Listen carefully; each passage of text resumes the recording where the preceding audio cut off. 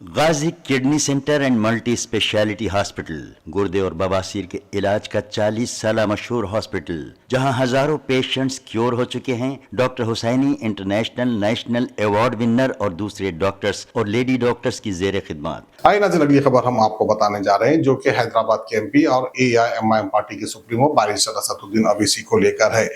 AIMIM का headquarter Darul सलाम में कल मिलादुन नबी का जलसा मुनक्किद किया गया था। इस जलसे से खिताब करते हुए असदुद्दीन अवैसी ने यह कहा कि जैनूर में जो फसादात हुए हैं, जो मुसलमानों को नुकसान पहुंचा है, जब तक जैनूर की आवाम को इंसाफ नहीं मिलेगा हम खामोश नहीं बैठेंगे। इस तरह से असदुद्दीन अवैसी का कहना है।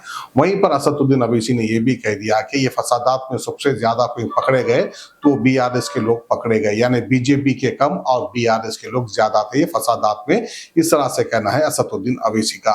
ये असदुद्दीन अवैसी के ही अल्फाज है और असदुद्दीन अवैसी के अल्फाज इलेक्शन से पहले ये थे कि बीआरएस पार्टी को वोट देकर बीआरएस पार्टी को जिताओ, लेकिन आवाम जो है असदुद्दीन अवैसी की बात नहीं सुनी, बीआरएस पार्टी को वोट नहीं दी, कांग्रेस को वोट दी।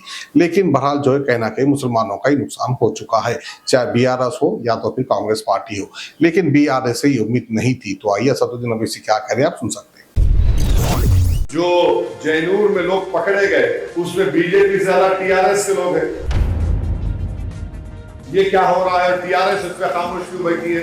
अगर ये लोग अपना नहीं बोलना चाह रहे तो फिर अलग बात है। वक्फ बिल पे नहीं बोलेंगे, जैनूर पे नहीं बोलेंगे, वेट एंड वॉच करेंगे। ठीक है, आप वेट एंड वॉच करो, हम भी वॉच करेंगे। फिर आपको अगर 110 घरों पर हमला हुआ है तो 110 एफआईआर इशू होना वहां पे। जब तक आप हाथियों को जेल को नहीं भिजाएंगे मुस्तकबिल में फिर गड़बड़ होगी। SP, additional SP, DYSP, inspector अच्छे लोगों का अगर तकर्र हुकूमत करेगी, कोई भी पावर में रहो, मगर आवाम को तकलीफ नहीं होना चाहिए। जो हमसे हो सकता हम लोग 36 लाख की रकम उनको रिलीफ फंड से दे रहे हैं और हमने पूरे मुतासरीन का नाम, उनका बैंक का अकाउंट नंबर मंगाकर डायरेक्ट उसमें ट्रांसफर कर।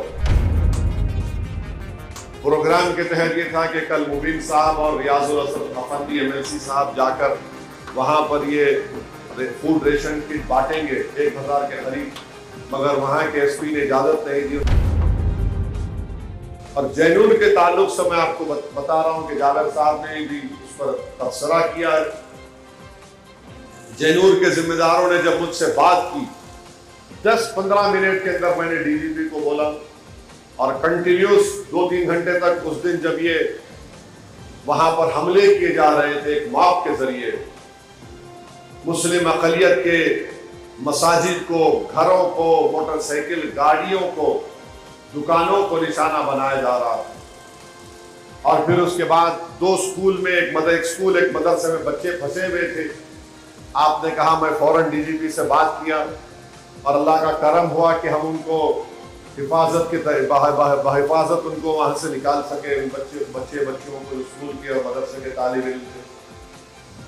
फिर अब उनकी बाज़ाब्तकारी का मसला है तो मजलिस के जो रिलीफ चैरिटेबल ट्रस्ट है उसके जरिए से हमने 36 लाख रुपये, शायद 119 दुकानें हैं ना मुस्ताफ, 119 दुकानें हैं, 119 दुकानें, 44 दुकानें, मोटरसाइकिल है और 11 घर है। इन तमाम को हम जो हमसे हो सकता हम लोग 36 लाख की रकम उनको सैंक्शन के 36 लाख की रकम रिलीफ फंड से दे रहे हैं और हमने पूरे मुतासरीन का नाम, उनका बैंक का अकाउंट नंबर मंगाकर डायरेक्ट उसमें ट्रांसफर कर, ताकि उनको भी मालूम हो जाए कि उनको रास्त उनके अकाउंट में जा रहा है। तो अब तक शायद हम लोग 30 लाख जमा करें, एक 2-3 दिन के अंदर वो भी हो जाएगा।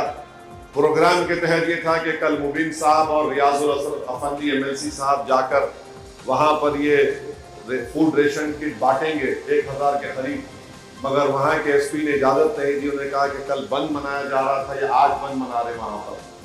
तो बहरहाल जो आज है तो ठीक है, हम 1-2 दिन के बाद फिर ये लोग जाएंगे। तो हमारी हुकूमत से यही हमको कहना है कि ये वाकयात क्यों हो रहे हैं। अच्छा, एक बात याद रखिए, जो जैनूर में लोग पकड़े गए उसमें बीजेपी से ज्यादा टीआरएस के लोग हैं, है ना? आप देखे होंगे क्या, आपको मालूम होगा ये क्या हो रहा है, टीआरएस इस पे खामोश क्यों बैठी है। अगर ये लोग अपना नहीं बोलना चाह रहे तो फिर अलग बात है, वक्फ बिल पे नहीं बोलेंगे, जेन्यूर पे नहीं बोलेंगे, वेट एंड वॉच करेंगे। ठीक है, आप वेट एंड वॉच करो, हम भी वॉच करेंगे, फिर आपको फिर वेटिंग में रहेंगे आप। तो ये चीजें हो रही है वहां पर।